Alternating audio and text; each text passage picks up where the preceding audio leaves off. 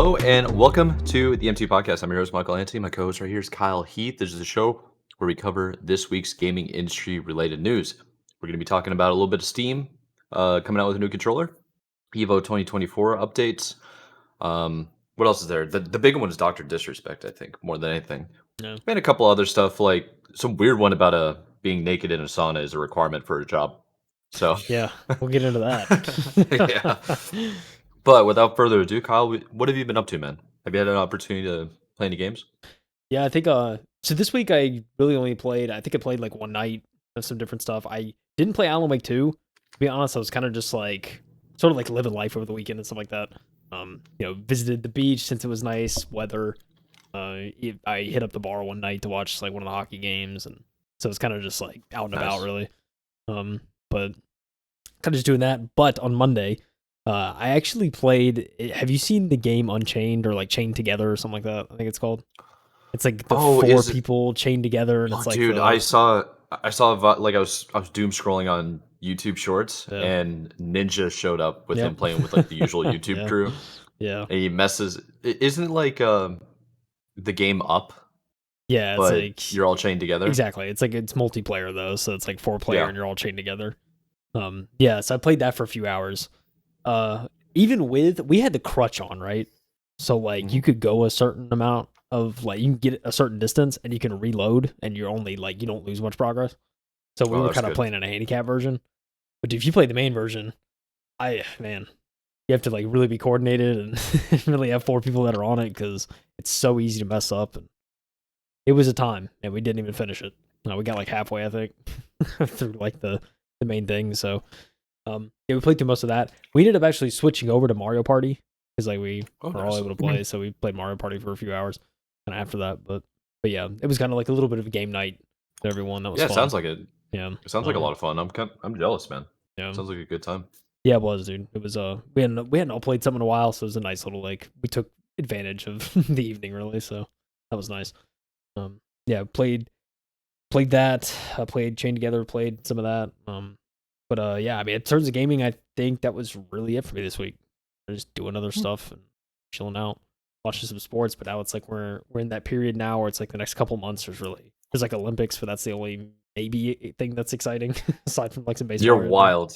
We got the Euros. We have Copa America. Oh, that's true too. I as an American, baseball is going on. I mean, baseball, yeah. Come on. Because as an American, I completely forgot about soccer, even though I literally watched the USA game. I just completely blacked out on that. But yeah, so yeah, there are the Euros too. Is Europe in it? I don't know. I saw there was like some things today. Or like some placements or whatever. Okay, so the Euros is a country-based tournament that's in Europe, and all the teams in Europe basically throughout the years qualify for the tournament, similar to how they qualify for the Olympics, how they qualify for the World Cup. So what's going on right now is they just wrapped up the group stage, where I think this is the new year where they try something different. But it used to be there were 4 teams in each group, and I think there were like 5 or 6 groups. I can't remember how many. It'd probably be an even number though, so like 6 or 8. Whatever, it's not that important. But they've changed it up. It used to be top 2 advance to the knockout rounds, but now it is top 2 advance, but then some third place teams advance too. And I think it's a good idea because it gives more teams the opportunity to get into the bracket, and more competition is pretty good. Yep. Copa is doing the same exact thing, but it's for pretty much the entire Western Hemisphere, North, Central, and South America. Oh, I gotcha. So it is split like that. Interesting. Yeah. Interesting. Yeah, it's pretty sick. These tournaments are pretty awesome. It gives people a break. They basically do, for soccer at least, I think they do 4 different tournaments every single year. Or like every year there's a tournament, and it like cycles every 4 years. The big one that everybody knows is the World Cup. That's every 4 years. Right. Then I think they do the regional tournaments. So that'd be your Copa Americas, your Euros. I think there's an Asian Cup. There's an African Cup as well. So region locked kind of thing. But then they do, what am I thinking? Olympics is on there. And there's one more I might be forgetting about.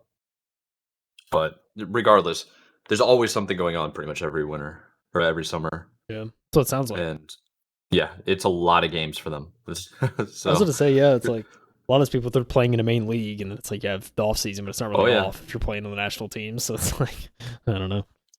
Yeah, like if you're in like one of the English top teams and you're a top international player, you're pretty much going to be involved in like 5 or 6 tournaments every year. It feels like there's just so much stuff going on. No. But it's cool. It's a good time. Yeah, sounds like a good time. But I'd have to get more involved, especially on the Copa side. I'd love to see the boys. You know what I'm saying? That's the U.S. right there. Apparently, they're playing decent. Yeah. I'm actually quite curious. So we're recording this on a Wednesday. I know some people might not care. Yeah, okay. I have Ecuador making it out of their group, but they got a red card in their first game against Colombia, or it might have been against Venezuela, and they ended up losing 2-1. But now they're going against Jamaica, and Jamaica is basically 9 English players that couldn't make the English team because the English team's so stacked. And they also, like, if you have roots to another country, you can claim to play for them. Like, you have to be from the country, or you have to have, by some measure or like way, to claim yourself back there. So it's like if you're a relative, it's like say you were born in England, but your parents or whatever are from Japan, you could claim being a Japanese player. That's interesting. Okay.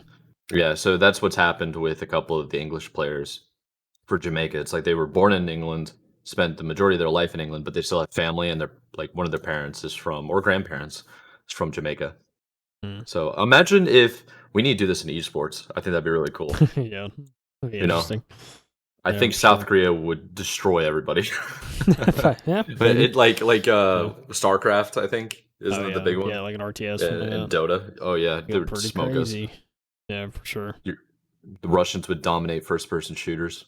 I was gonna say Russians would dominate like Escape from Tarkov, like a sim game. They're just dominating. Oh yeah, dude. I wonder what the US would be good at. I feel like sports games.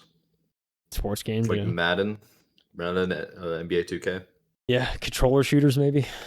Not keyboard and mouse, but controller shooters maybe. Yeah. Yeah, that is a very American thing. Well, it's a very North American thing, I guess. Yeah, for sure. Yeah. Enough about sports, Mike. I gotta know if you had a chance to play anything this week. Well, I was out of town, as I told you, Monday through Wednesday, enjoying some music out in Nashville. But leading up until, I guess, last week after we recorded, I played a little bit more Halo 2, but same thing as you, man. I've been watching a lot of sports. I've just kind of been, I don't know, man. The day's been going by so quick. Yeah, it really has, dude. You're telling me, man. I will say I'm really excited for this weekend because I'll have the house to myself. I'm just really gonna be chilling. Yeah. I've been meaning to grab my Xbox, downloading all single player games, and do some couch games. Yeah. Like single player, like I haven't played Elden Ring yet. I feel like that's a perfect game to play, sitting on the couch chilling. Yeah. I'm trying to be a slug, dude. I'm gonna be in all sweats, in a hoodie with my dog next to me. We're gonna be chilling. Yeah. Dude, Elden Ring though, if you're trying to chill out, I saw there's an article talking about I didn't include it, but it was talking about the common question of like, the difficulty in games and would you play a difficult game? And Elden Ring was obviously the main topic of conversation. And so it's a hard game from what I've heard. And I don't even think there's difficulty like a slide or anything. I don't think. I think it's like you just play. Oh yeah, I miss games like that, to be honest. It's like this is how difficult the game is. Play it or don't. It's kind of, dude, I remember the first time I ever experienced a game where I was like, oh, dude, this is like impossible. I was getting my butt kicked. You can't relate to this because you're a Zoomer. But on the N64 Perfect Dark, the first level is like impossible to beat your first time.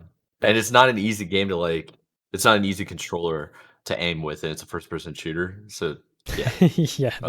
That thing, like, I don't know. Yeah, that little thing is very difficult because, like, GoldenEye, like, most people play GoldenEye before Perfect Dark came out, and GoldenEye kind of aims for you, so you're just kind of running around having fun, just shooting. And then Perfect Dark, it's like, you need to aim now. It's like, what? So, yeah. No, the The only thing closest to N64 is when in the group chat I shared that like short of that guy he was a one-man band playing the pause music to GoldenEye, and he was literally doing everything. He was doing xylophone, drums, bass, like he was doing a good job. Yeah, it was really good. But I hope I responded to that. I had a bad habit. You guys were sending messages over the last couple of days in the group chat, and I when you think you send something or you respond to somebody's comment, but you never did. Yep. That was me. Every time I open up the app, I was like, "Damn, I didn't respond." But it's so late now. That was like yesterday. Yeah, dude, it's all good. It's all good. We busy people. Yeah. That's what it is. Yeah, dude. Well, speaking of the articles, why don't we go ahead and jump into the first one? I think we should. We're talking about a controller to start it off. New controllers. I probably should give this to you, Mike. The controller god. This guy over here buying all these controllers. I'm not a controller god, but I do have a controller everywhere. I'm saying like controller connoisseur, I guess I should say. Not just having a ton of controllers. The most recent one.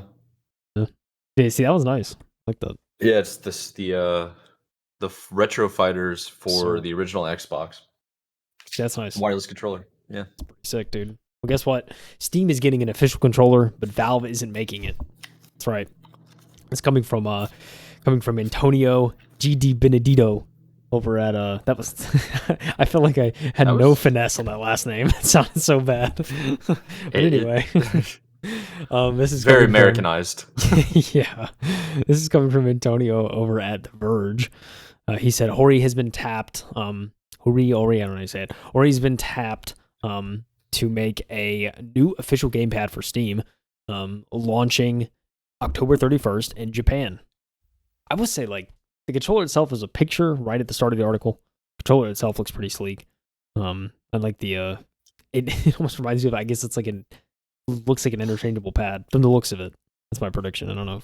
We need to read the article to find out, Nearly 5 years later, after Valve discontinued its experimental Steam controller, a new officially licensed gamepad for Steam is on the way. A new controller is made by Hori, and it's only coming to Japan, at least for now. Dubbed the wireless Hori pad for Steam, the PC-centric controller matches the Steam Deck's menu buttons and has similar touch sensors atop its sticks to activate gyro controls. It also supports Bluetooth wireless and USB-C wired connections, as well as a whole bunch of custom programmability using Hori software. But while it shares a lot with the Steam Deck, it's not a Steam controller too. It lacks rumble, a matching set of 4 back buttons, and a handheld signature trackpad. And they don't got one of them trackpads, that's for sure. Not really much room for it, though. It seems like a bare bones controller. Yeah, it does. Or like a Power A controller, which are pretty bare bones. Yeah, it does. The new controller is set to launch in Japan on October 31st in 4 colors: black, white, neon yellow, and violet, selling at 9,800 yen or 78.90. Say like that, 78.90 yen, about $50 American. So you can see there's a nice little gallery here on the article, kind of talking about everything. It does have a couple back buttons. It's got 2. Looks of it. And so got some nice connectivity. Overall, I think I second your sentiment. It looks kind of bare bones, but I don't know. I feel like I don't expect too much from a controller like this, but it doesn't look bad, I don't think. No, I think it's pretty clean. I've actually seen Hori before, and I saw them when I was trying to find. I remember I complained about this on the podcast before, but the Joy-Cons that come with the default Switch, it's like I told you, I basically had like crab hands when I was holding the Switch, and it really hurt. So I had to find something that was like a little bit more chunky that you can grip. Yeah, dude. Yeah, and one of the ones I found on Amazon was the Hori pad. I think I ended up getting it. Yeah, but I digress. I've heard of the brand. Yeah. So they seem all right. Yeah, they seem okay from the sounds of it. However, the wireless, jumping ahead of myself, there's no word yet if this new Steam controller is coming to the US or elsewhere, but the wireless HoriPad bears a striking resemblance to the wired HoriPad Pro that's currently available for Xbox consoles. I tested the HoriPad Pro for our Xbox controller buying guide and found it to be serviceable with fine ergonomics and a great D-pad, though it was somewhat outclassed by other options that ran cheaper. However, the wireless HoriPad seems to have a whole lot more going on. For starters, it's actually wireless, albeit limited to Bluetooth, which is usually less reliable than USB wireless dongle. The Steam version also has 4 programmable buttons, although, unlike the Steam Deck, there are only 2 on the rear. The other 2 are on the front, directly below the D-pad, and on the right thumbstick. Oh, that's interesting. So, the buttons are elsewhere. Let me actually go back to these photos here. Oh, I see. It's like right at the end. That's interesting. Would be. I guess that's kind of like what the PlayStation 5 controller does. Yeah. They have the PlayStation 5 Edge. There's buttons right there too. Oh, okay, yeah. Yeah, Gotcha. it's like, but those are also used to remove the joysticks. I was gonna So say, I didn't even you can like pull. Yeah. You can like pull this off. I mean, I won't do it right now because I don't want to make a mess. But you can like pull it off and then pull the button out, and it'll release the joystick, and you can Okay. replace the joysticks that way. Yeah, I didn't even know those were like buttons. Interesting. Oh yeah, I've never used them Nice. because the point of the back buttons, which I think PlayStation missed out on, and I think these guys basically are doing the same thing. The point of the back buttons is so that you don't have to let go of the joystick.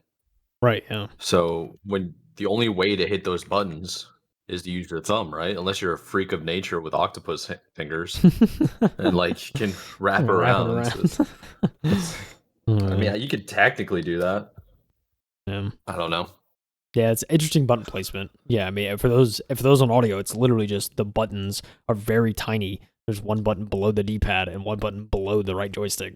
So it's like literally right below it. And yeah, to your point, it seems like awkward placement, but I don't know. Haven't really tried it, so it's hard for me to say. While it seems long overdue for Valve to once again have a branded go-to gamepad for Steam and docked Steam Deck use, we'll have to wait to see if or when it becomes more widely available. Hori's decision to start sales in its home country makes sense, but it may also speak to the rise of PC gaming in Japan, with handhelds being such a popular choice there that Valve spun up a partnership with an entirely different company for Steam Deck distribution, including in-store availability. In general, gamepad usage in Steam is on the rise, and Valve's just released statistics show. Those numbers also come with a summary of new controller optimizations Valve has recently implemented in Steam. Perhaps this is setting the table for a wide swath of licensed Steam controllers with a variety of manufacturers like we see on Xbox consoles, with more wireless options, I hope. One thing I know is I'm not dying to try this wireless Ori pad. Dang, Antonio. Okay. You ain't trying, dude. He said, I'll pass. This man just said. Would you pass on this controller, Mike? I don't know. Like, I don't know too much about it, really. I know we're just kind of covering it right now, but it's like they're trying to reinvent the wheel. Is kind of my initial thought. No. But at the same time, Steam controller getting Valve getting their own Steam controller to play games on the PC. I mean, it was bound to happen. I'm surprised it didn't already. Yeah. I mean, I think the whole original Steam controller was just like not it. I remember it selling for so cheap too, like towards the end of the life cycle. It was like you can get one for like I think it was like $20 or something like that. It wasn't a very like super crazy pad for what I remember, but I mean, hey, this is a more traditional kind of style, so I think it would probably serve better for more people for something like this, you know. And yeah. I think like back buttons are nice, but I personally, when I play games, like I don't like. Well, first of all, if I'm playing a game, it's like keyboard and mouse mainly. Like I'm rarely using a controller, so I really can't.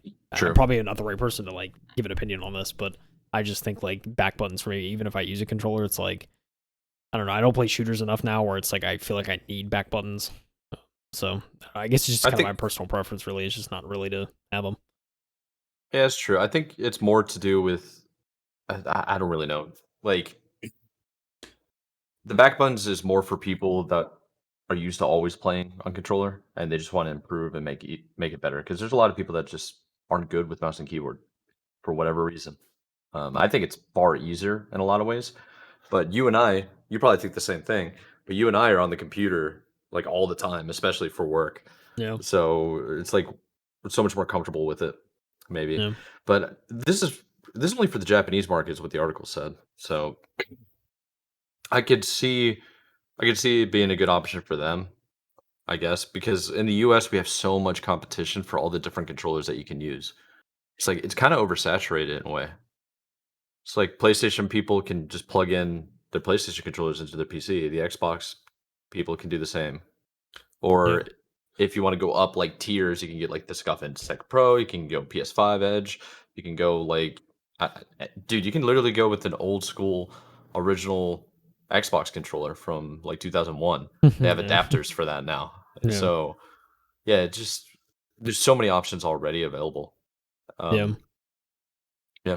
Yeah, I mean, I think for the most part too, if like you're making a controller nowadays, like there's really no reason not to put back buttons on it because it's just like Yeah. it's kind of just like why not at this point. And it's obviously like a lot of people get a lot of use out of them, and you know that real estate's already there. You might as well use it. Like, it'd be just a waste. I feel like at this point to not include something like that. So it makes sense. Yeah. I think at the end of the day. Yeah, I don't. One of the things that they're really missing in this is the rumble pack or the rumble like motors. I don't really care for those. When I have them on my controllers and there's a setting to like move them down, I always move them as like far down as I can. Yeah. Like in terms of intensity of rumble. Yeah. Some games I just straight up don't play with vibration.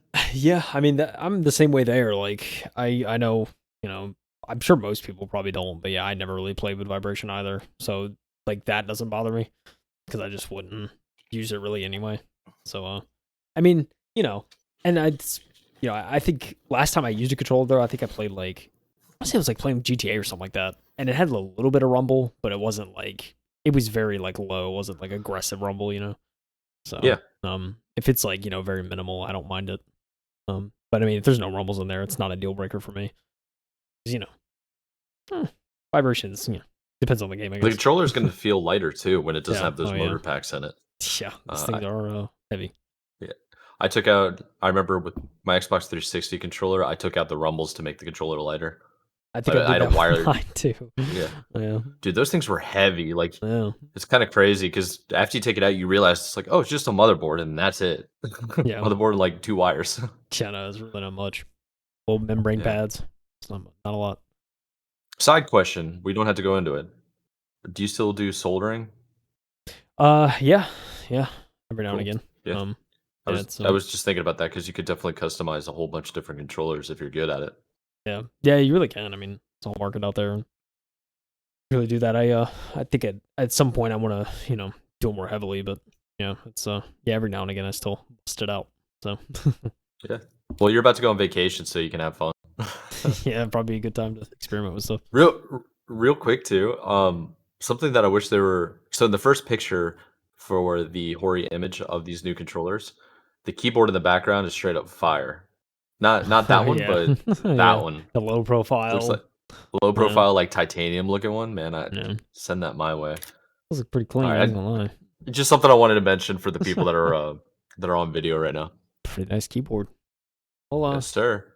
Something else pretty nice is happening, and I think it deserves some recognition. Yeah, Evo 2024. So I'd be pretty surprised if nobody if anybody listening to us has no idea what Evo is. Yeah, same. It'd be kind of wild. Evo's been going on for how long? Like a long time. I know this article is really going to cover and go into it, but it's an incredible competition. So this article is coming from GameStop by Jason Finelli. Covered a whole bunch of times. Really good writer. So definitely check out his work if you get an opportunity. So this is about, the title is Evo 2024 is officially the largest esports competition ever. Over 10,000 unique players have registered for the fighting game activities. Sheesh. Dude, 100, what? 10,000? Unique players, that's wild. That's crazy. Oh, man. All right, so the Evolution, that's what Evo is short for, if you didn't know. The Evolution Championship Series, an annual fighting game competition and a marquee event for the fighting game community as a whole, wrapped up registration for 2024 earlier this week.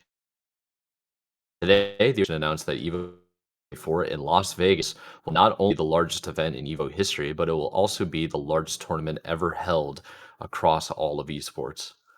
dude, I want to go out to Vegas now. I will be in Montana for that week, though. There's no way I can make it. There's also World Series of Poker going on right now. But anyways, 10,224 unique players across 63 countries have signed up for at least one of EVO's 8 main competitions, according to the official release. The 2024 event will not be held at the Mandalay Bay Convention Center, an arena like in recent years, as it was previously announced that it would be moving to the Las Vegas Convention Center. And I think the Las Vegas Convention Center is larger. Yeah. Pretty crazy. So EVO 2024 will also mark the largest tournament in franchise history for Tekken 8, Grand Blue Fantasy vs. Rising, and this year's Throwback Series game, Street Fighter 3 Third Strike.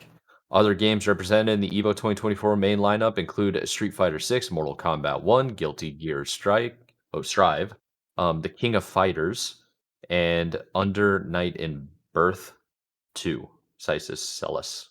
So the 10,224 unique registrants for EVO 2024 is over 1,000 more than the last year's 9,182 entrants, with over 7,000 of those players registered for Street Fighter 6 alone.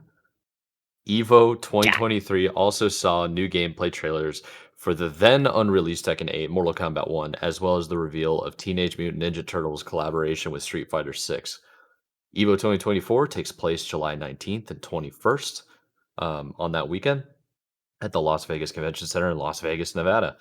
While participant registration has ended, spectator passes are still available at the main EVO site. EVO's been going on for ages, dude. For a long time. And I think these numbers are only going to continue to rise. Yeah, 10,000 entrants? Just entrant? Not not 10,000 entrants, unique players. Because we're not really talking about the spectators, because there's gonna be, dude, this could be crazy. This is just players. Can you imagine how people want to go and watch? Like, oh man, we're gonna each one of those players stadium, probably has baby. like friends or family that are gonna be coming too. Yeah. Yeesh. Well, yeah. I mean, if anybody ever has any question or ever wonder why or how big the fighting community is, this is just, and again, this is a sample size. This definitely isn't everyone, right? Like, this is just like a sample size that can make it out to Vegas. So it's yeah, fighting community is still pretty big. Ain't gonna lie. It's just so nuts. 10,000 plus. Man, it's gonna be a show. It's probably, I think it's streamed every single year, all the different games. Yeah, I'm pretty sure. It's just a jam-packed event. It's so wild. It's like having those big titles going on at the same time. You like the convention rooms all attract different people to certain games. Yeah. So it's very, very cool to see, like, the excitement. Yeah. Yeah, I mean, I think I've even seen, like, some celebrities go to this stuff, too. It's like, oh, yeah. It's just awesome to see, like, kind of the recognition and whatnot. But yeah, I mean, just Street Fighter alone, it's like, it's insane to me how many people go just for Street Fighter. I mean, how many people compete just for Street Fighter. It's yeah, the game is huge, and it's just wild, dude. Where's Smash Bros? That's my question. You know, I didn't see it. Smash Bros is pretty much always there, I think. Yeah, they always put them off in like a corner because there's really not that many Smash Bros out there. Yeah, it's probably a small community. Huh? But yeah, it's I don't know, this. Yeah, I mean, this gets me. I mean, it gets me, you know, excited for the fighting community and excited to see like how far this could go, because it seems to be growing every year. That's what it looks like. So yeah, hopefully this growth continues. You know. Yeah, it's incredible. But hey, real quick, EVO was founded in 1996. Oh my gosh. So, oh yeah, it's been going on for a minute now. 1 year before my birth. That's crazy. Yes, sir. Yes, sir. And the person who's won the most titles, he's won 9 titles. His name is Justin Wong. And Jay Wong is what is occasionally shortened to. And he won titles for Marvel vs. Capcom, Street Fighter 3, and he won Ultimate Marvel vs. Capcom 3. I'm curious if he comes back for Street Fighter 3 and plays in this throwback tournament. That'd be cool. Yeah. That'd be dope. This is the thing, dude. The best fighting game clip of all time. I forget what game it was. It was a Street Fighter, I believe.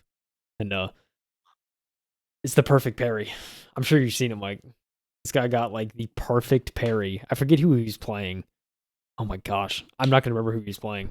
But it was one of those things like his health was like he had a sliver, dude. Like he was one hit. And like you showed me the clip. He ended up getting too. the perfect parry, and like the place goes crazy because like he ended up like it was insane because he blocked this guy's attack and then just annihilated him, and he had like no health. Like he was literally about to die, and he like saved himself. Like he saved his life, and it was nuts. And like the place just went nuts. It's like seeing clips like that are just crazy. I love seeing those like the wombo combos kind of thing, but how crazy it is that they can have such huge swings. It's like right at the beginning, a player could be absolutely destroyed, getting dominated. They have a parry, and then they go in their combos for their character and just wipe you clean. Oh man, so crazy. Yeah, and seeing you like doubles and stuff like that. Like when they play that, it's like, man, it's pair people. But yeah, dude, the wombo combo is like that's just like that is got to be fighting. Just that's fighting lore to the finest. Just like playing Smash, and just the double team, and it's it's just so funny, man. Seeing hearing all that, and if anyone's ever like interested, go look up fighting tournament highlights and just find these clips. Like you want, like as a person, not even like I don't even play fighting games, and just watching it, it's like I just get hyped for these people. I'm just like, dude, this is like sick. Like, oh, dude, man. Fighting games are such like I think fighting games. You don't have to play the game to understand what's happening. Yeah, no, you don't. It's just like you're just watching people fight. Yeah, it's like it's a combat sport. Yeah. That everybody knows. Yeah, I mean that's the thing. Like, if you've been alive, you know that what punching is. Yeah, like generally fighting games are pretty much like you see two people fighting, you see their health bars, and then who better man wins. Like it's pretty easy to follow along for sure. So it is one of those things. Like I'd love to go out to Evo one day and just watch. Like I said, even though I don't play fighting games, I would be glued to the stages for 3 days because it's just fun to see the competition, and like literally it's like somebody's going to win. It's like there's no ties, so 100%. Yeah, that's the best part about it. Yeah, it's always fun to see that stuff. So yeah, I'd love to make it out one year. That's for sure. I think it'd be dope, and it's like generally around my birthday, so maybe it's like it'd be a nice birthday thing one year. It would be a good time. Yeah, but I'm excited to see what this event holds. Definitely want to try and tune in if it's streamed. Yes, sir. Well, let's jump into the next article. You were talking about doing the doubles and stuff, and I was like, it'd be good for the segue. Oh, yo, that one went crazy, Mike. That went crazy.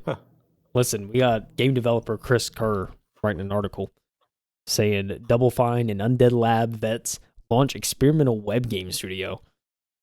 Saying, subquote, our goal is to whip up small experimental prototypes at lightning speed. Nice little logo here. 2 weeks. Nice little kind of controller split with a heart in the middle. Pretty cool. Industry veterans Brandon Dillon and Richard Fogg. Fogé is too fancy. I don't think it's Fogé. Maybe Richard Fogg. I'll just say Fogg. Yeah, Fogg is probably what I would do. Yeah. They have launched a new studio called 2 Weeks. No space in between 2 weeks, just number 2 weeks. Is rapidly create experimental projects for the open web. Dillon previously spent over 6 years at Oculus, most recently at the company as the company's product management director. Prior to that, he served as a technical director at Grim Fandango Remastered, and product lead on Hack and Slash at Double Fine. Fogg spent 4 years at Possibility Space, which was shuttered by co-founder Jeff Strain earlier this year. He also worked at State of Decay developer Undead Labs for almost a decade as design director. The pair explained their core development pillars are rapid prototyping, experimentation, and transparency. Our goal is to whip up small experimental prototypes at lightning speed and ship them straight to you on the open web, they added in a press release. Why the web? Because we want to get games in your hands fast. No app installations, no high-end device requirements, just pure gaming joy for everyone as quick as we can serve it up. I like that mission. Okay, you got me intrigued. Okay. You know what kind of reminds me of? You ever play like the .io games? Yeah. Yep. They're like Dig.io. There's what's it called? Snake.io or Snake.io, whatever. Yeah. Those games are like a load of fun. They're so cool. Is this kind of what they're going for? Yeah, it could be. Like Flash games in a way? Could be. I think at one point, and I don't know if this is still a thing, but I want to say like Notch or someone like retweeted it like ages ago, but it was like an actual FPS game that was in browser. and it actually like ran decently. So I don't know if they're trying to get that ambitious. But yeah, there's some crazy stuff you can do on the browser. But yeah, like some of the smaller games like Agario, or I think it's like Aggro.io or something like that. That's like that's like the snake game. Or like the bubble. I think it's the bubbles. Like you're just a giant like bubble or whatever. Like the circles. There's stuff like that. You have to consume other things. Yeah, those are like the general games, kind of like that. Yeah. Those are probably the most popular like browser games I feel like nowadays, especially with Flash like no longer a thing. It's kind of just like it's most of it. Dylan and Fogg say it's an approach that will let them test wild ideas that don't work in a traditional model and share them with players much earlier. They'll also be able to solicit direct feedback so they can quickly improve their experimental platter. Several studios founded by industry veterans dedicated to shipping smaller games faster have surfaced in 2024. This includes companies like Barnyard Games, which are prioritizing development on user-generated content platforms like Unreal Engine for Fortnite. 2 weeks debut release is a strategic title called Homestretch. Homestretch Bet, the actual name. Homestretch Bet combines the thrill of horse racing with the strategy of Texas Hold'em. Yeah, I'll play a little Texas Hold'em, Mike. I'm just saying. Yeah, that's what honestly, that's what I've been playing on mobile. Yeah, dude, it's fun. Players must bet on their favorite horse based on their stats and the luck of the draw as the race unfolds. You can check it out. I need to check this game out. The studio intends to keep fans in the loop by way of newsletter that they roll out regularly. Those eager to see 2 weeks development of philosophy in action can try Homestretch Bet right here. And there's actually a link in the article. I gotta check it out, Mike. I gotta check it out. I'm playing a little Texas Hold'em race. A little horse race. Go ahead and open this up real quick for later. I think that's pretty cool. I think it's a good idea. Yeah. Just to make games so much easier. I like the idea of not having to download anything. That makes things so much more convenient.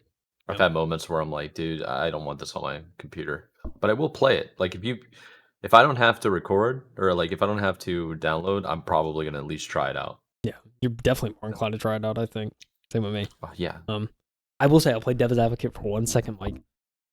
You don't own the game. I'm just saying. Now, is it the type of game where that matters? True. Probably not. Like it's probably just kind of a smaller game where just hop on and have a good time for a little bit. But yeah. But hey, you don't know this stuff, Mike. Just hop on and play. But yeah, I mean, I like this idea. Like this is like horse racing and Texas Hold'em. Like kind of like. I don't know. I'm intrigued by that kind of combination of things. It seems like if they're going to go for ideas like that, it's only going to get weirder and crazier. And, who doesn't want that, especially in games? So, yeah, dude, I'm all about this. This sounds like something to keep an eye on. Yeah, I think it's going to be pretty cool. Yeah. It's probably going to be a little bit more of the future where games are going to go. Like more laid back games are going to go. Yeah. Low demand, I think, is probably the best way to say it. Yeah, true. I mean, having vets too, working on State of Decay and some of the older stuff. I think it'll be helpful, and useful to have that kind of have those kind of minds at your studio. So people that know what they're doing. I think so too. Yeah. Very exciting stuff. We have people that know what they're doing, Mike. But see, this is the thing. Some people just don't know what they're doing to a very bad degree, and that's what we should talk about. For the next two articles, might I add? Yeah, these next two articles are kind of heavy. Man, we're ending. We're ending, baby. Dude, I don't even know how to really word anything for this, but this article's coming from the Eurogamer by Victoria Kennedy, and I don't think we've actually covered her stuff before. But this is a wild one. I mean, how do you not click on this? Listen to this article. Look at this article title. Polish developer apologized following criticism for naked sauna job requirement. One needs to understand the assignment. That was the reasoning? That was the in quotes. Oh, wow. Wow. My goodness, dude. What in the world? All right, so Polish developer has come under fire for expecting employees to agree to mandatory sauna sessions. In a now viral LinkedIn exchange, Spectrum Studio creative director Jakic Pikowski? Yeah. No. Piorkowski. Piorkowski. I like that. Yeah, I like that. I think so. Yeah, I'm going off. I got a buddy who's Polish, and his dad's name is Piotr. Ooh, So it's okay. Pio, like Peter. Yeah. Yeah. So Jakic, I don't even know. The studio directive Spectrum Studio creative director approached narrative designer and writer Alexander Wolna about working for his studio. Wolna replied to state Pyorkowski's had previously approached her about a job, and she had declined as it required her to agree to mandatory and reportedly naked sauna sessions. Wow. That's I think I was the one to believe it. That is so outlandish, man. Oh man. This is why we have HR. Yeah. So this is a quote from Wolna herself. Jakic started a conversation with me under a post about me looking for a job. I did my research on him and his studio and politely declined because of the sauna thing. I later posted about the situation about All In Games employees that weren't getting paid and are now looking for a job, since I am also owed a lot of money by this company. Suddenly, Jakic appeared offering me a job again. Jeez, dude. So, she goes on to say, I reminded him that I declined and told him why, which can be seen on those viral screenshots. Jakic then started to convince me and others that there's nothing wrong with what he's expecting from his employees or of his employees.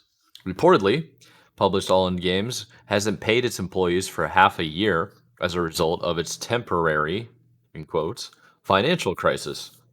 Jeez, dude, this is not good. Temporary. Huh? Pyorkowski has amended a number of his comments on LinkedIn in the time since his initial post to Wolna, but still defends the decision to ask employees to participate in sauna sessions, stating the requirement is in place because it is what the studio's game is about. I don't. Jeez. Pyorski said, I don't want to waste my time to explain what's the difference between Ruska, Bania, or dry sauna. You have to feel it. Okay. Feel it, dude. Okay. A job listing for the game Pyorski is referring to reads as follows. Oh, wow. Okay, so Spectrum Studio is working on a new groundbreaking game. Mix of Life is Strange, the narrative, Final Fantasy, the story and characters, Heart of Darkness, adventure levels with dog, and the Tourist, I believe, Yeah, tourists. which is they're taking the exploration and questing, and THP S2, Tricks and Specials. Is that Tony Hawk's Pro Skater 2? I think so. Yeah. It has to be. Yeah. Yeah, Tricks and Specials. He goes on to say, the job listing goes on to say, main character will be sauna master and will be in charge of performing in various saunas, smells, music, choreography, and everything. The studio then lists the position's requirement and is here mandatory sauna sessions are specified. There's no mention of nudity here. Spectrum Studio also said it would provide plannings and sauna free of charge within the post. On a separate LinkedIn thread, Pyorkowski said this mandate is not about getting naked, but rather experiencing different kinds of saunas. The developer said the wetness level inside certain saunas can get very high, and if someone was using a towel, it may result with fungal infection, which is why there are times participants are recommended to go in nude. So that's why, huh? Oh my gosh. Oh, That's fungal wild. infection. Yeah. Bro, just take a shower after the sauna like a normal person. Oh man. I love it. I love the reasoning. Love it. And by love, I mean I'm freaked out. Kind of terrified. Would you believe it? Would terrified. you read that and be like, you know what? Should be fine. Yeah, like nobody's gonna read that and be like, yeah, sure, why not? Sounds like fun. Yeah, no. Jeez. All right, hold on. Where am I at?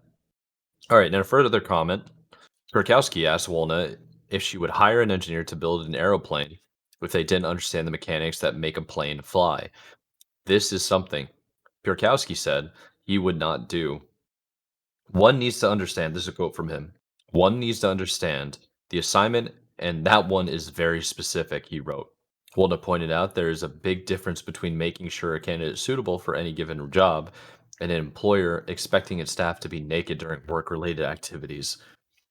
Piorsky ended up responding and said, "You had a lot of time to prove me wrong, to write a scene in a sauna without being in a sauna.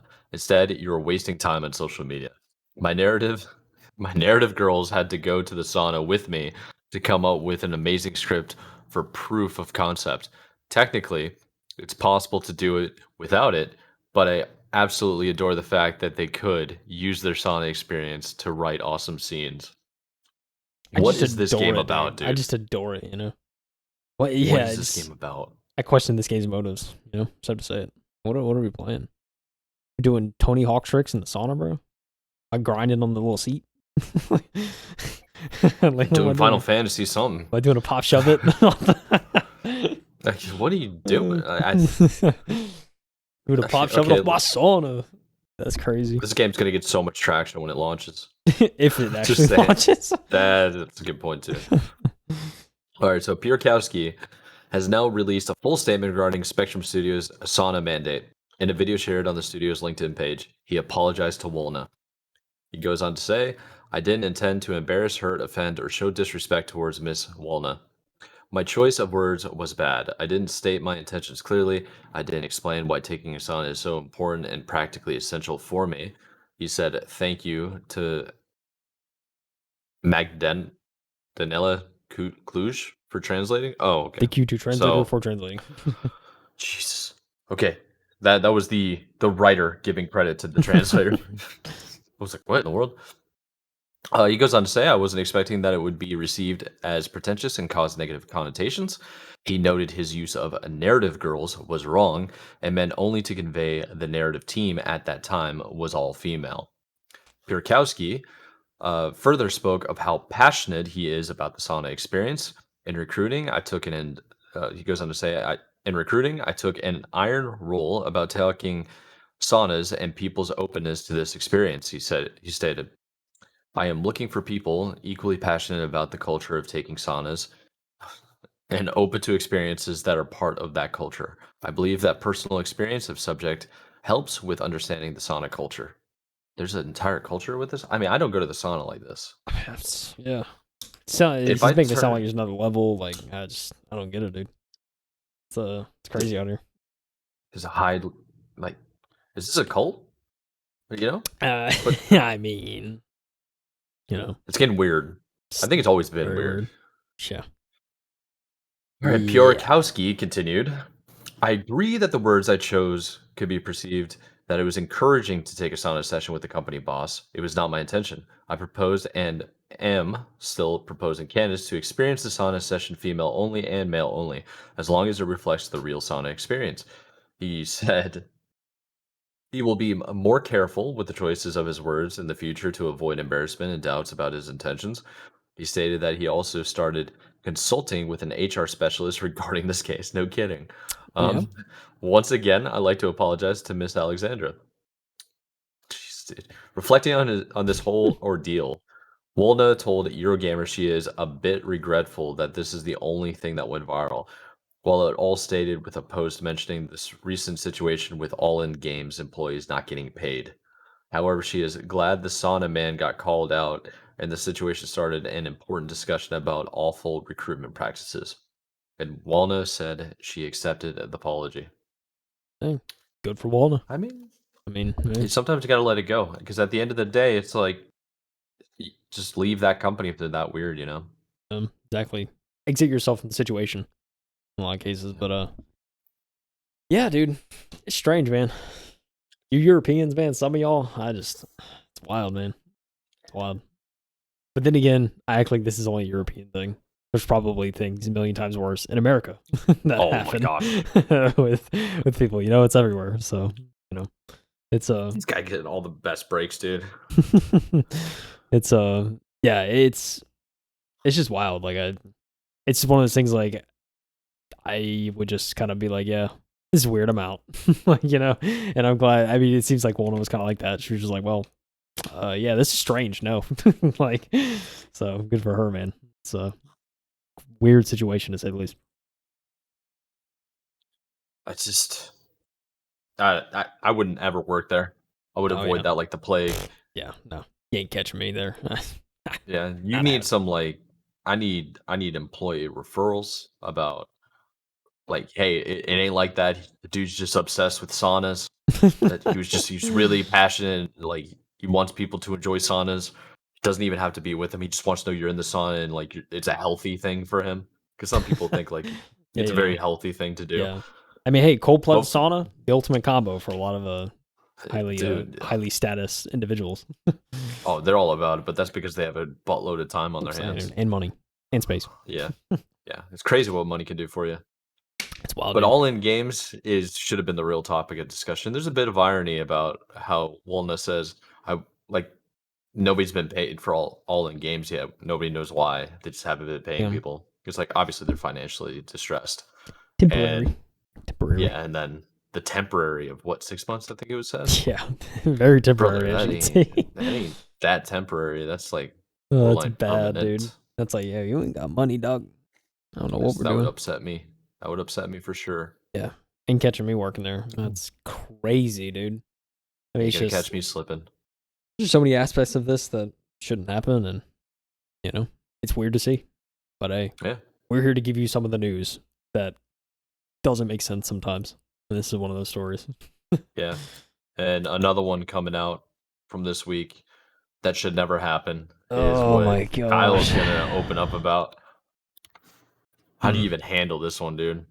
This, like obviously, like before I get into it, obviously my opinion of Dr. Disrespect is vastly different going forward. Oh yeah, I think just same. Like it was totally unexpected, and it seems like everybody, especially the streaming community, are just like dumbfounded for the most part. They're just like I don't know. Let's talk about it. It's been everywhere, but it's something I personally want to talk about podcast because it's very I think it's very important to it's a bit I want to talk about it. I don't want. It's like I hate giving people like this attention, but also like you just got to know that like sometimes. Can't trust nobody out here, you know what I'm saying? Like, no, you really can't. I'm curious what's going to happen to his career because he should be on a vacation right now. Yeah, is what he was saying with this family. Yeah, even on extended leave. Well, I mean, I don't know if this article is going to mention. I don't think it does, but there was already many partnerships that have parted ways with the doc almost immediately. Yeah. Turtle Beach isn't with him. Even the 49ers came out with a statement and said like, yeah, we don't want to associate with him anymore. So. Jesus. Pretty much everyone under the sun. But let's get into it. Let's hold out the suspense. So, Dr. Disrespect finally shares why he was banned from Twitch. The streamer says he was banned in 2020 for sending messages to a minor. Let that sink in. Dramatic pause. That leaned too much in the direction of being inappropriate.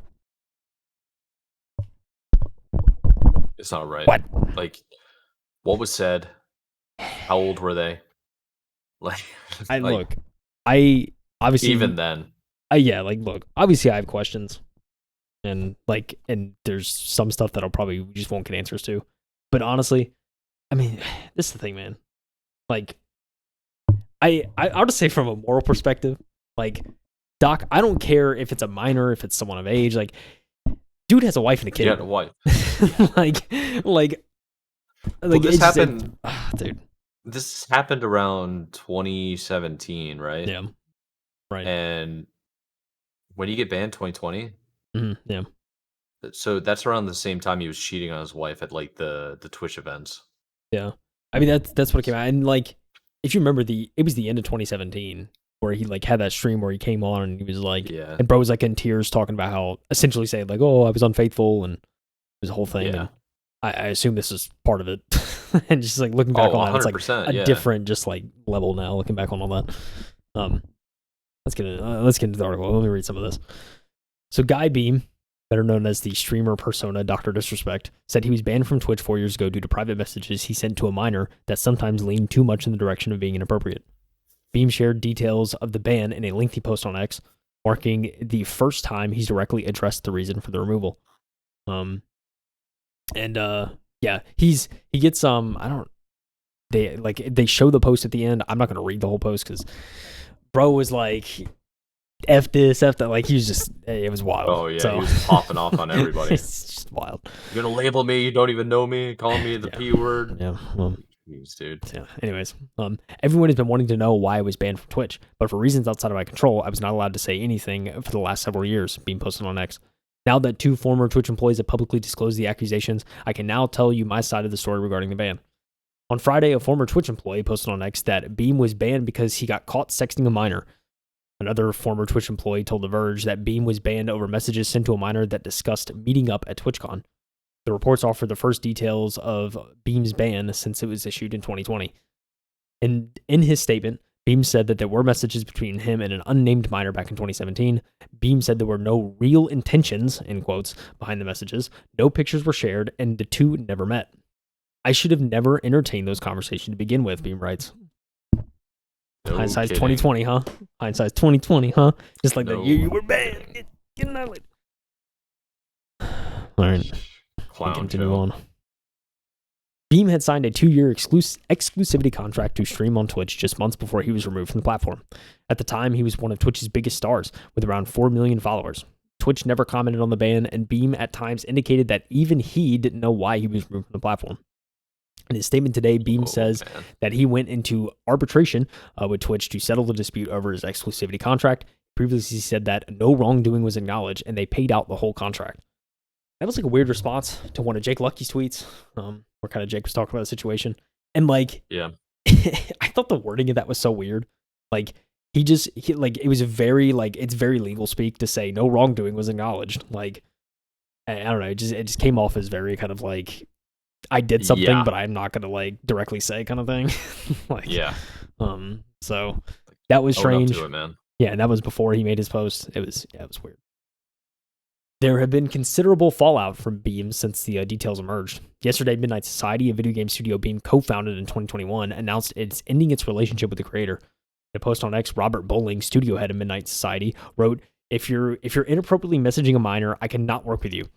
Turtle Beach, the gaming peripheral manufacturer, has also announced that it's severed ties with Beam. In a statement to The Verge, McLean Marshall, Turtle Beach's senior director of global communications, wrote, "We will not be continuing our partnership with Guy Beam, Dr. Disrespect." After his ban from Twitch, Beam resumed his streaming career on YouTube and garnered more than 4.7 million subscribers there. Yesterday, at the end of his stream, I guess Monday at the time of recording this, Beam said that there was that he was fatigued, in quotes, and considered an extended break from streaming. However, in today's statement, Beam appeared defiant and said that he would resume streaming after a vacation with his family. And then he goes on to write his lengthy post. I think the most interesting thing about this, and like if anyone's actually read the post, the thing about Twitch is they, if you make an edit to your tweet, they save those drafts. Like they save the previous edits, right? So if you go back, and a lot of people notice like, oh, the tweet was edited, and so they went back and read the drafts. It's like Twitter's like public about that stuff. And so they went back and read it, and like, it was really weird. So the part that was the only part that was edited in it was where he talks about whether Twitch Whisper messages with an individual minor back in 2017. The answer is yes. It was really strange because in his original tweet, he included that. But in the edit of the tweet, the only thing changing the entire thing was he just said Twitch Whisper messages with an individual back in 2017. So like he took the minor out, but then put it back in like 10 minutes later. It was really weird. It's like, I don't know. He's like tried to cover it up almost. Probably didn't know what to do with it. Yeah. Dude, it's just like why, man? Like he was someone like I used to watch Doc a lot, especially in like 2017, 2018. I'll be honest, I stopped watching him really after 2018 just because like I just kind of grew out of the content and just grew stale to me. Still, man, it's like I'd see him stuff. It's like, oh, the Doc. Like every time I'd see him in like photos and stuff like that, it's like you see him at events and sporting events and whatnot. You're like, Doc, yeah, man. Obviously, the 2020 ban happened. At the time, nobody had any idea. It seemed very abrupt. And, like, it was just, like, something. I think everyone kind of knew something was serious. Because, like, there was no, it had to be a solid reason why Twitch would just sever completely and just be like, yeah, we're out. Or he's arguably the best streamer ever. Yeah. I think. He's the most entertaining, and he always shows up there with, like, an actual plan pretty much every stream. Yeah, it's wild. I mean, since then too, like people have made statements. I know like Ninja talked about it on his stream, kind of the bigger streamers, right? Like Tim and Nick have put out tweets just essentially both saying like, I can't support someone that does this, and and I'm in agreement. Like, there's no way to support this. Tim said he can take part of it anymore. Yeah, like he was just be associated with them. Like he didn't outright, like I don't know if he like outright said it, but he did definitely say like, I can't support this kind of thing. So you assume he's just probably, he's gotta be like, nah, can't play together anymore or anything like that. And it's I'd probably be the same, dude. It's just like there's so many layers to it of just like, having a family and everything, and then you're talking to someone, like even if they are just a random person, it's like that's already being unfaithful. But then it's like a minor, it's like that's just immoral. Like it's just it's a whole new level, So I mean, that's like I don't know. Like I've seen arguments talked about like, well, like maybe you didn't know they were a minor, but like the point still stands. Like you don't you don't talk to like anyone in these kind of ways, regardless, especially if you're married. Like it's just not. And you only do those conversations with your wife, man. Yeah, it's like, dude, it's a violation of sanctity. I don't know. It's I don't know. I have stronger opinions about that, maybe, but it's just like I think it's something like that. When you have, especially when you have a kid, especially when you have a daughter, it's like I don't know. I feel like the perspective is like I feel like if you really like think about it, if you're trying to like talk to a minor and you have a daughter, it's like just like for 2 seconds, like be in like, would you want your daughter talking to someone that is literally 20 years older than you and she's like 17? Like, no, you would like want to find the dude, kill him, like rip his throat out. Like, it's just It'd be really bad. I feel like there's some perspective there that like you should have as like, a father, a leader, an individual that like very quickly you could see like, yeah, what I'm doing is not right. And it seems like he just kind of, and like, sure, he didn't mean him and stuff like that, but it's, I don't know, man. There's just so much wrong with the dude. It's hard to wrap my head around. And yeah, I just say, my perspective of Doc is completely different. And yeah, it's wild. Yeah, same here. It's kind of sad because I was watching his content again, like not religiously or anything like that. I think I would find a video of him playing like not Gears, Call of Duty again, and I was like, I forgot about this guy, and then I started watching his stuff, and I was like, oh yeah, he's pretty entertaining. Like I was saying, he's a really good streamer, and he knows what he's doing. Yeah. And then this comes out, and I'm like, I have like no interest on watching his stuff anymore. It's gonna be interesting to see what's gonna happen. Like, yeah, I mean, he's losing sponsors, sure, but is he still gonna have a fan base and an audience? Are they gonna come back? Yeah, I mean, I'm sure he's probably going to have some sort of a following. How much that drop off is going to be, it's hard to say. I mean, there'd definitely be some sort of a drop off. I mean, money wise, I don't think he's going to have an issue because he's already made so much money from the contracts on Twitch and streaming in general. Like, he's, generational wealth at this point, but it's like 100%. Yeah, he's going to be fine. Like, in terms of money, it's not that big of a deal. It's just everything else that's going on. Yeah.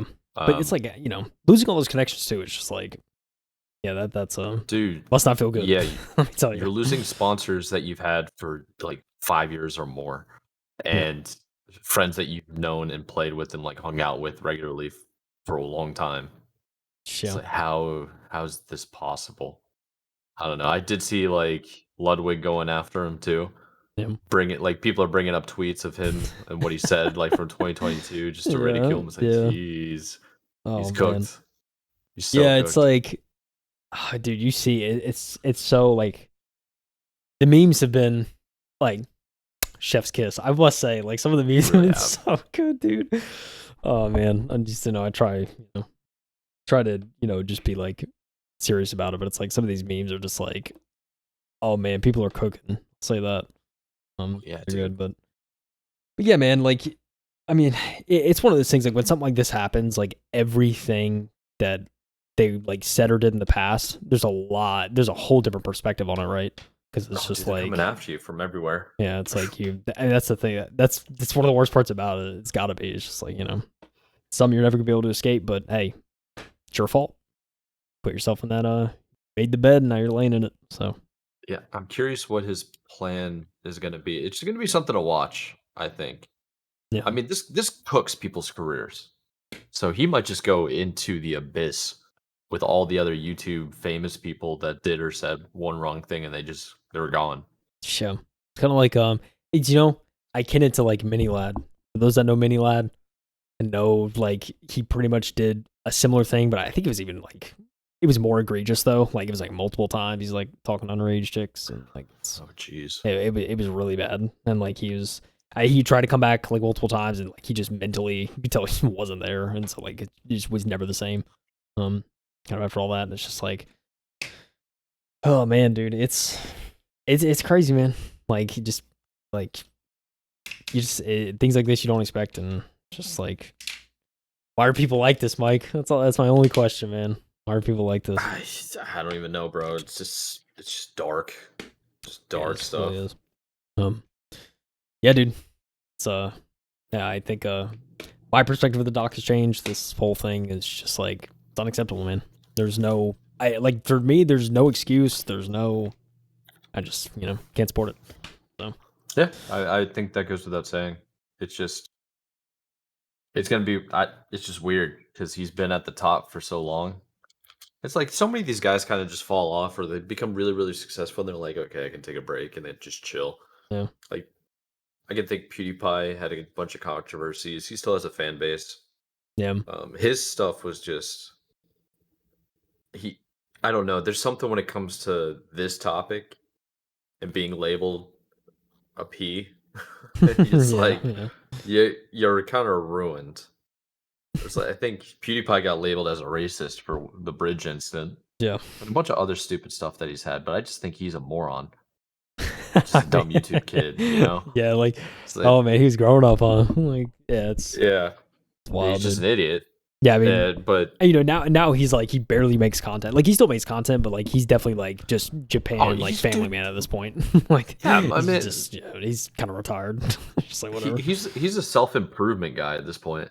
You see other people that have like completely fallen off, like Shroud's streaming career. He just all of a sudden was like, I'm gonna just stream World of Warcraft and not be entertaining anymore. It's just, you know what I mean? Like, it's like, don't get me wrong, I'll still sit there and like watch them. It's kind of like Summit, where you kind of just go there for a certain type of vibe. You're not going there for the entertainment factor. I'm not going to watch Shroud beat the best shooter in the world anymore.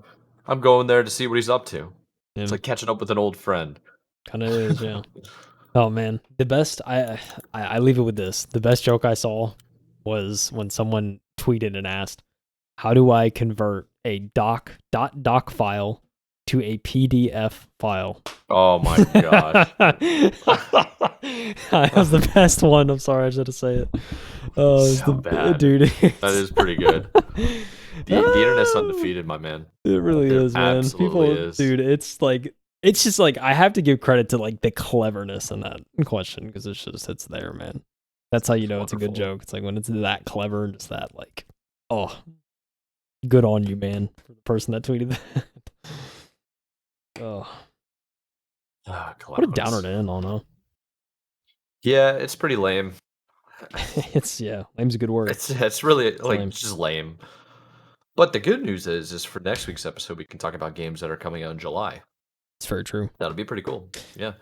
I think, hold on. Let me double check this for my own sanity before I forget. I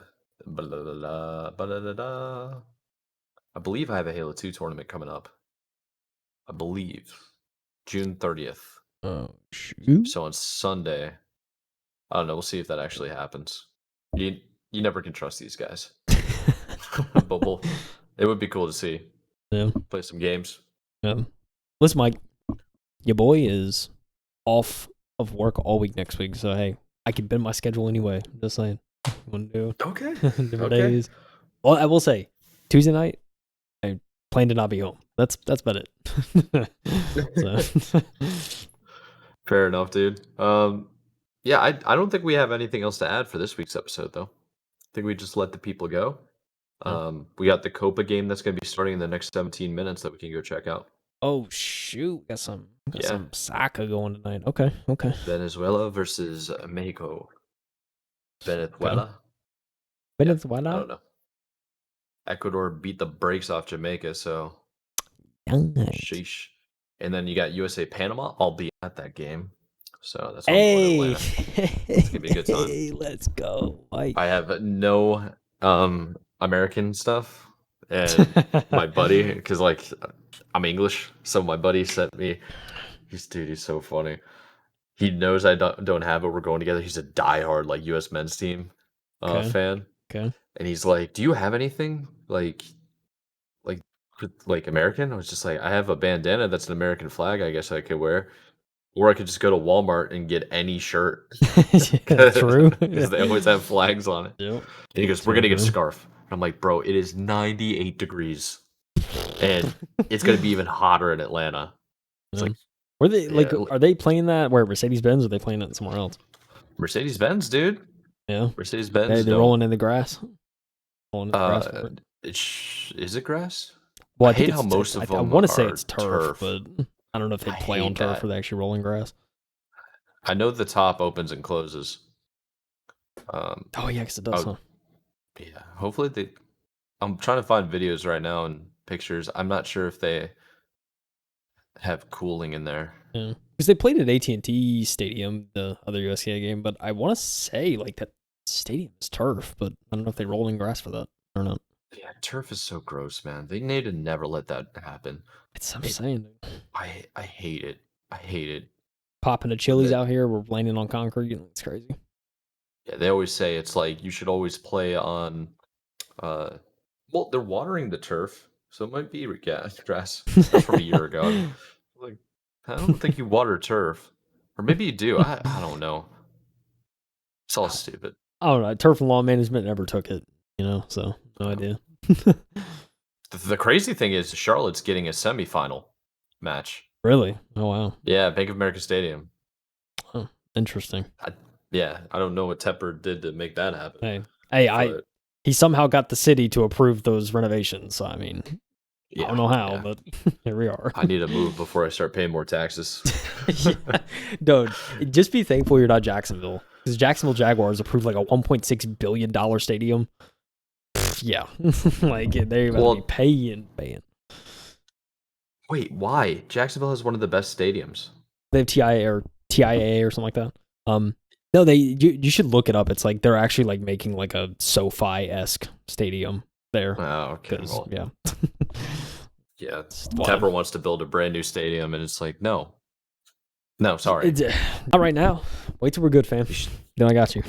Yeah. Give it like done 5 it right years. when he bought the team. You should have done it right when he bought the team and the hype was still there. Yeah, but now the hype's gone. Yeah. It is, dude. These renovations, who knows if the city even wants them? What's the reason, Right. I want some esports arenas, though. That would be sick. That would be sick. Yeah. All right. Well, let's let the people go. We're a little bit over an hour on our record. Back to the basics, what we usually do. If you're new here, appreciate you for listening. If you made it this far, you already know the deal. All the links are in the description below. We have timestamps for everything as well. You can check it out yourself. There's social media links as well. If you're listening or if you're watching us on YouTube, we're on all audio platforms too. So take us on the go. And yeah, I think that's really it. That's all I got, Kyle. You got anything? Don't think so, man. July games next week. Hopefully there's some news. July is it's kind of one of those months, You get stuff, yeah, it is. Yeah, everybody goes on vacation, it seems. Yeah, the July it's the perfect time to do it. Like middle of summer. It really is. Weather's good. Might as well. Yep. Anyways, don't go get a job where they're requiring you to go to the sauna. That's what we learned today. Yeah. And don't private message anybody you don't know when you're married. Exactly. That's the moral of the stories. Yep. I don't care. I don't care how old they are. They're probably lying. Remember that. However old they say, they're probably lying. Oh, shoot. All right. We'll talk to you guys next time. This has been the M2 Podcast. I'm your host, Michael Antony, and the co-host over here, Mr. J.K. Heath. And we appreciate you guys for tuning in. We'll see you next week for the beginning of July. See you later. Everyone. Peace out. Keep on gaming.